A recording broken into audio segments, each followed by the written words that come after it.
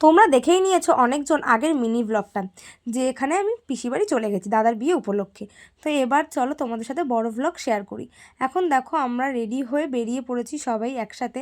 তো এখানে তোমরা আমার ফুল লুকটা দেখে নাও, কারণ এরপর আর ফুল ভিডিও নেওয়া হয়নি। এবার চলো তোমাদেরকে বলি সবথেকে ইন্টারেস্টিং ব্যাপারটা, বিয়েবাড়ি সবাই যায় কি করে বিয়েবাড়িতে? গাড়িতে করে, ধরো বাস, অটো, হেঁটে, গাড়ি মানে চার চাকা, তো যে যেমনটা পারে। কিন্তু আমরা গেছিলাম, যেহেতু বিয়েটা হচ্ছিল সুন্দরবন এরিয়ার ওখানে, মানে জায়গাটার নাম ছিল গোসবা। তো গোসবার একটা কোন জায়গা তো আমার ঠিক অতটা মনে পড়ছে না। তো ওই জন্য আমরা লঞ্চে গেছিলাম, কারণ গাড়িতে করে গেলে সেই আমাদের নদী পার হতেই হতো। এই জন্য আমরা সবাই মিলে ঠিক করা হয়েছিল, আমার দাদা ঠিক করেছিল যে লঞ্চে করেই যাওয়া হবে, ওটা বেশি সুবিধা।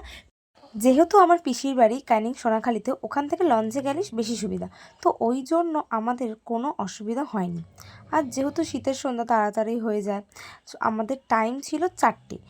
কিন্তু আমরা তো বাঙালি বস, তো টাইমের তো আগে হবেই, 4টেটা 4:30 বেজে গেছিলো।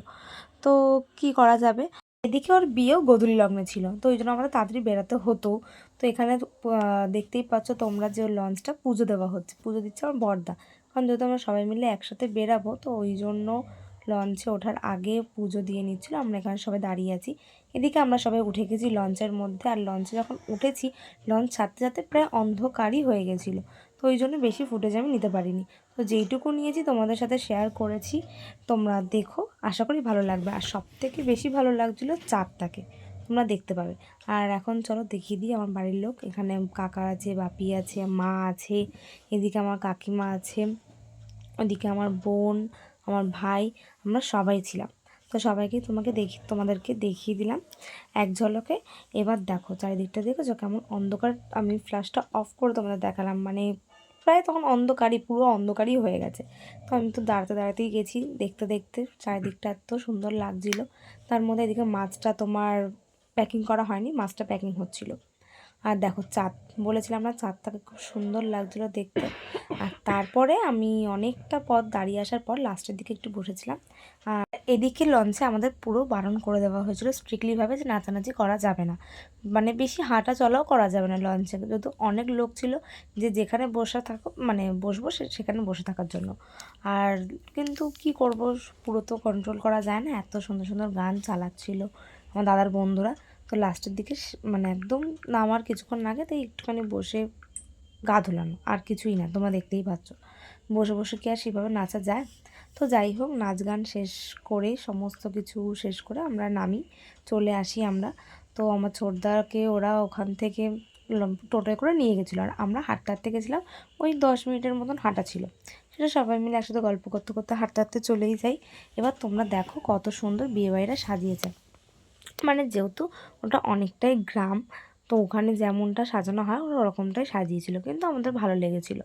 প্রথমেই ঢুকতে ওদের নাম লেখা ছিল, শুভ বিবাহ লেখা ছিল, রজত স্বপ্না, দেখতে পেয়েছো তোমরা। তারপরে আমরা গিয়ে দেখি যে ছোটদা বিয়েতে বসে গেছে। তো এদিকে আমার ছোটো বৌদিকেও নিয়ে চলে আসা হয়। তারপরে 7 পাকে ঘোরানো হয়, শুভদৃষ্টি হয়। আর ওখানকার নিয়ম অনুসারে দেখো, ওনাদের সাথে আরও 5জন না 7জন মহিলা ঘুরছিল। তাদের মাথায়, একজনের মাথায় তোমার বরণের কুলো ছিল, আর সমস্ত কিছু অনেক কিছু ছিল। দিয়ে তারপরে মালা বদলের পর, মানে শুভদৃষ্টি মালা বদলের পর, দুজনকে পাশাপাশি দাঁড় করিয়ে, মানে আমার ছোটো বৌদি বাড়িরই একজন বরণ করে নেয়। তো তারপরে ওদের গাঁটছড়া বাঁধা হয়, সমস্ত নিয়মই যতটা পেরেছি তোমাদের সাথে শেয়ার করেছি।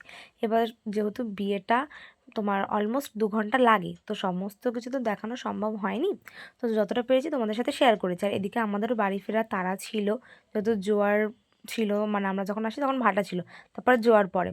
তো জোয়ারটা ঠিক তোমার আবার ভাটা লাগার মুখে আমরা বেরাবো, কারণ আমাদের বাড়ি যেতে হবে বললামই। তো ওই জন্য সমস্ত কিছু সিঁদুরদানটা তোমাদের দেখাতে পারিনি। তারপরে আমরা খাওয়া শেষ করে বেরিয়ে পড়ি। আর বাড়ি আসার সময় কি কি হয়েছিল সেটা তোমাদের সাথে পরে নেক্সট মিনি ব্লগে শেয়ার করব। ভিডিওটা এই অবধি, চলো টাটা বাই।